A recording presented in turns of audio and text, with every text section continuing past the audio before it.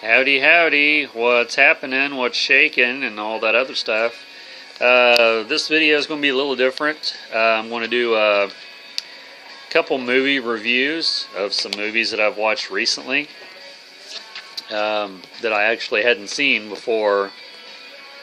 The first one that I'll show is, I watched this one. This is the most recent one I watched. This is called Shriek of the Sasquatch, and this was made in 2011. It's made to look like a 70s grindhouse movie. It's supposed to be set in 1979, but it was made in 2011. It says, "If you hear it, you're already dead," is the title there at the bottom. It's a Bigfoot terror in 1979. Julie and Nick are on a road trip, which puts them unwillingly on a collision course with Bigfoot. Will either of them survive to learn the secret of the Sasquatch? It's pseudo-retro drive-in fun, complete with film damage. This new film takes you back to the time of rotary phones, beaded curtains, and Sasquatch exploitation. That's a big word. So, this movie was actually not too bad, actually. It was pretty good. I think they played up the 70s a little too much at times, as far as some references and stuff. But I think everything was pretty much accurate as far as the sets and the visuals, the clothing, and the all that. The special effects were pretty good. The acting was pretty bad, which I'm all for that. That's to me, that's what makes it a good movie, quote unquote good movie. So if you see this one out somewhere and you like Bigfoot movies, aka Sasquatch, sort of bad movies, grindhouse, etc., might want to pick that one up. I'd probably give this movie a rating out of 10. I'd probably give it maybe a 7.5, something like that. So there you have it. The next one is the documentary I watched recently. It's called Confessions of a Superhero, and this one was really unusual, and I'm all about that. It says a funny, quirky film. A more beautiful documentary you're unlikely to find. And it's basically Confessions of a Superhero is a feature-length documentary chronicling the lives of 3 mortal men and 1 woman who make their living working as superhero characters on the sidewalks of Hollywood Boulevard. This deeply personal view into the daily routines of Superman, Batman, Hulk, and Wonder Woman reveals their hardships and triumphs as they pursue and achieve their own kind of fame. And this was sort of it was quirky for sure, and it was sort of sad at times. The guy that plays the guy that's obsessed with Superman, he has his whole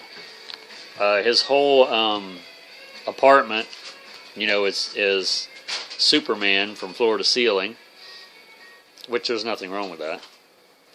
And the girl that plays the girl that's Wonder Woman, she's from Tennessee originally. She just moved out to California, to try to make something of herself.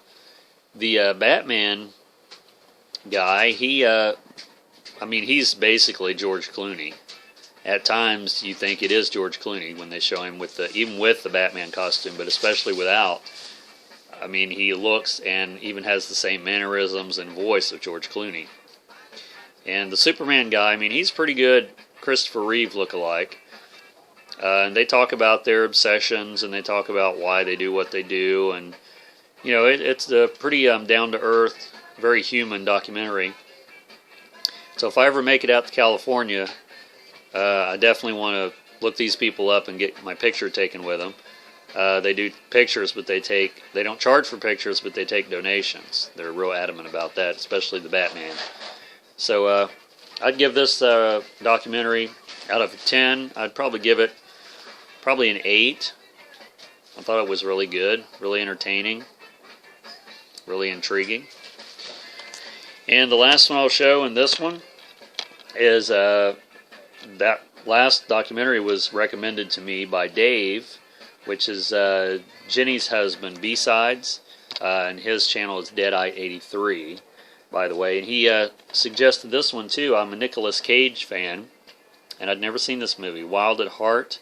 It's a David Lynch film, and it's also got Laura Dern in it.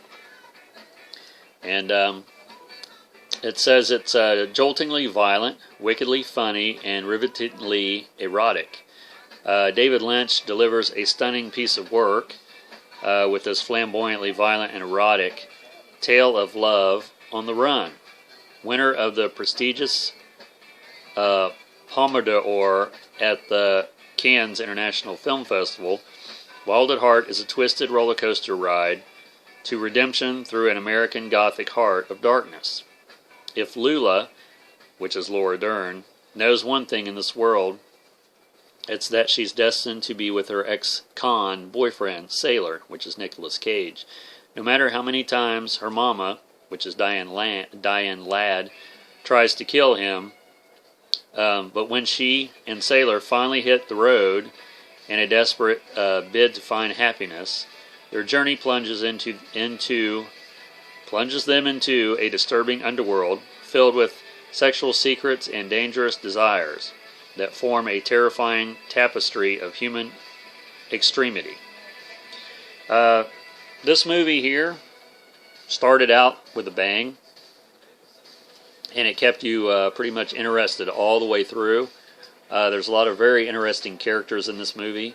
It's a really good storyline. It's very unusual visuals and outfits that characters wear. It is very violent. It's very gory at times. It's sort of disturbing at times. It's very comical.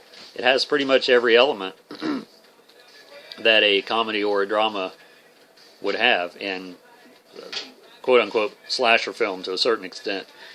If you're a Nicolas Cage fan at all and you haven't seen this, that alone is the reason to see it. But if you're a fan of dark satire or David Lynch films, that's another good reason to see it. This film, I would probably say this is a 9.5 out of 10.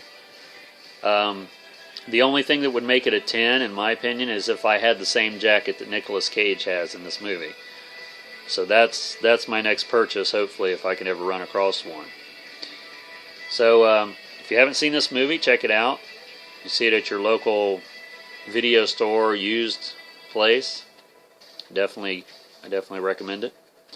So there's my couple movie reviews. Check it out, like it, and we'll see you in the next video.